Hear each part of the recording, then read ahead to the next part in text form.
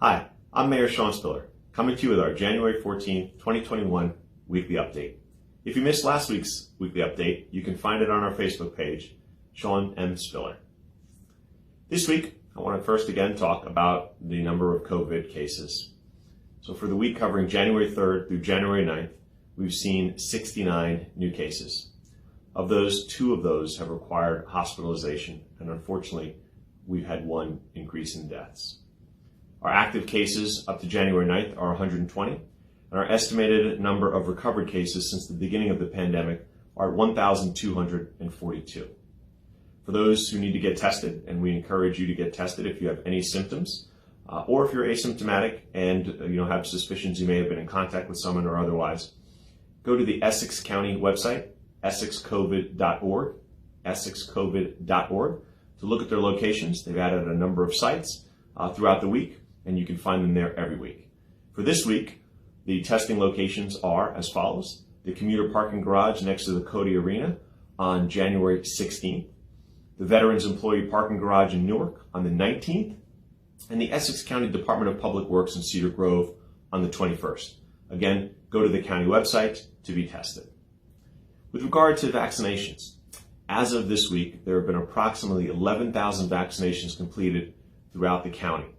As of January 7th, there have been 386 Montclair residents that have been vaccinated.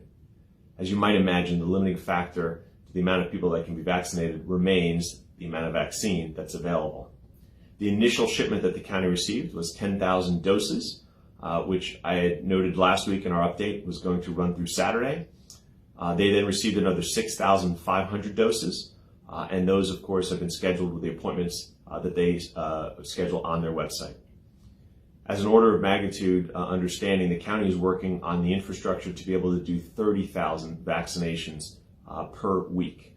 So again, hopefully as more and more vaccines come in, the county will be able to do more and more vaccinations of our residents. Right now, the state has issued that phase 1 is still the phase that we are in. The county, of course, works off of that state guidance. This includes unpaid persons serving in healthcare settings and others in healthcare settings, people who come in contact with patients or infectious materials, residents who staff long-term care settings, and of course the governor has also added now law enforcement officers, and starting today, he's also added individuals over 65 years of age. So again, starting today, those 65 years and older can also sign up to be vaccinated. Again, that can occur through the county website, essexcovid.org. If you're in those 1A phases, of course, you can go on and try and schedule an appointment. You click through, you see what's available, and then you schedule your time as it is available. If you have insurance, it will ask you for your insurance. I believe there's an administrative charge that's put through. If you do not have insurance, you can still sign up and there will be no charge to you. There's no charge to you as an individual to get vaccinated. Also, with regard to the vaccine, the county has set up a call line available Monday through Friday, 8 a.m. to 8 p.m., and Saturday, 8 a.m. to 5 p.m. to answer COVID-19 vaccination and testing questions. That number is 973-877-8456, 973-877-8456. For those who do sign up to get vaccinated, the site that we use for Montclair residents will be the Kmart in West Orange at 235 Prospect Avenue. And again, all that information is on the county website. For our seniors who may need assistance getting to the vaccination locations, we are currently right now finalizing plans with the county. It's going to include an integrated transportation plan, which means the county is going to be offering transportation services. We're going to supplement that work through the town with town resources to make sure that individuals are able to get to their appointments. Again, details on that will come out shortly. We got an update a little bit today and supposed to get one of the final briefings tomorrow, and hopefully we'll have additional information shortly in that regard. Additionally, St. Barnabas will be involved in getting vaccine to homebound seniors, so the county is working with them to make sure that that need is covered as well. Overall, it's important to stay careful. Right now in our county, we have the highest number of hospitalizations that we've had in the last 3 months. So of course, we know we're in the middle of another wave here. It's important to stay masked, to stay cautious, stay separated distance-wise, and to stay safe. With regard to the COVID-19 task force that I put together a number of months ago, their work continues. They're doing great work. They're currently hunting down grant dollars to support the various ideas that they are coming forward with. I know that they're also working with local businesses to create spaces where businesses can share with one another and support one another. And as a reminder, both the nonprofit group and the small business group still have surveys out, and they'd love to get as many responses as possible so that they can then reach out and support in as many ways as possible. So please answer those surveys if you're a small business or nonprofit and you've received that they'd love to hear from you and make sure they're getting your information and data. With an update on our schools, the New Jersey Department of Health has issued new guidance regarding students who may present major or minor symptoms of COVID. If a child does go to a nurse's office with symptoms of COVID, they must be sent home. They can't return to school until they have a negative COVID test, or they go with the 10 days of quarantine that's required by the CDC at this point. And again, this may result in calls home to parents if a student does go to nurse's office or anything else. That guidance is important as we anticipate the hybrid opening here in Montclair. So parents and guardians, just make sure you know that you have responsibility, as well as the nurse calling home. If you see that your child has recently had any symptoms, or certainly if your child is tested positive, please make that call. Please let them know. Of course, please cooperate with contact tracing and all the other information that's there. If your child is in quarantine, please make sure you keep them there, and of course share that information. Also, as a reminder, our state has in place, if there's travel that occurs out of state, again, there's a requirement that quarantining takes place. There are exceptions in really some of our surrounding states: New York, Connecticut, Pennsylvania, and Delaware. Again, that guidance is provided by the state through their website. With regard to food service, beginning on January 25th, on Mondays and Thursdays, meals would be distributed to all elementary schools beginning 30 minutes after school dismissal for a period of 1 hour for students who are remote. Students who attend in person can pick up meals on dismissal from schools on Monday and Thursday. Middle school and high school students can pick up meals at the elementary school until they return to in-person instruction on Mondays and Thursdays, as was mentioned before. And of course, food service is available for every child, regardless of the free and reduced meal status. We want to make sure that everyone is not suffering from food insecurity as they're trying to learn.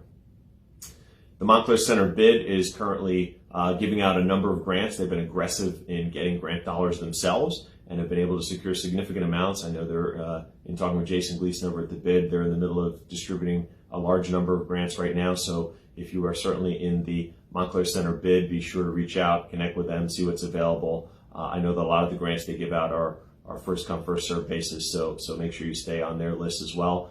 Get the information and sign up if you're eligible to receive those dollars.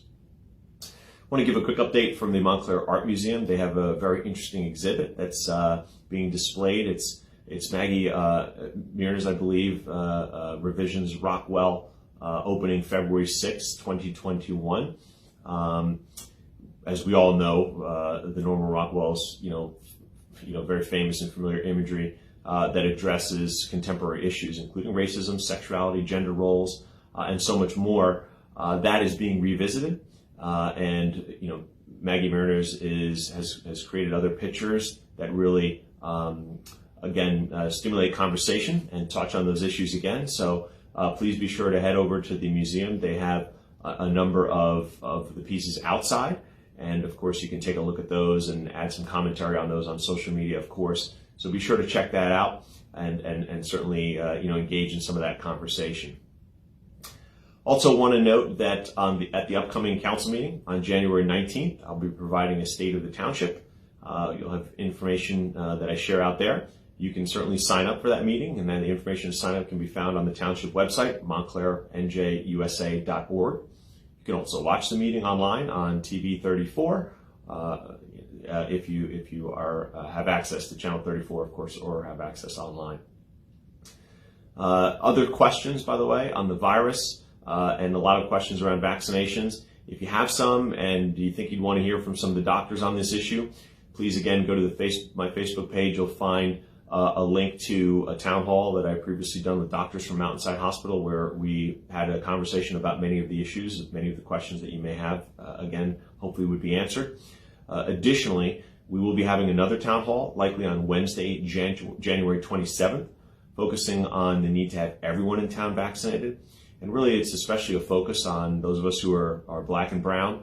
As we know, this has disproportionately affected those in the community who are Black and brown, and it's important, given the longstanding suspicions, appropriately so, that we encourage everyone to get vaccinated. And so I'm going to be having a town hall on that, and certainly announcing some big guests and some others in town to make sure that we're talking about this issue, making sure people are aware of the importance and understand that it is safe and everyone should be getting the vaccine. For that and for any other questions, you can always shoot me an email at questions@seanspiller.com, questions@seanspiller.com. And as we announce the information for the upcoming town hall, you can send questions for that town hall, again, to questions@seanspiller.com.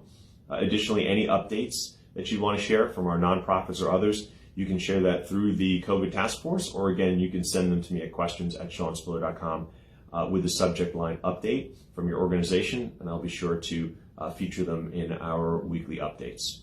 So again, that's the information for this week, again, ending January 14th, and I will be seeing you again as we come to you next week with our Mayor's Update. Thanks so much, and have a great day.